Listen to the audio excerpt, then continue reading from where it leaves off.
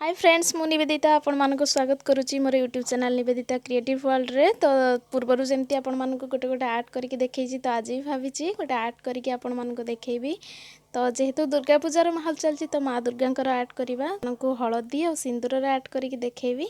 आपण माने भाबुथिबे केमती तो वीडियो लास्ट से निहाती देखंतु भल लागिले निहाती लाइक शेयर और सब्सक्राइब करंतु कमेंट करके जणाइबे आपण मानको केमती लागिला। Thank you.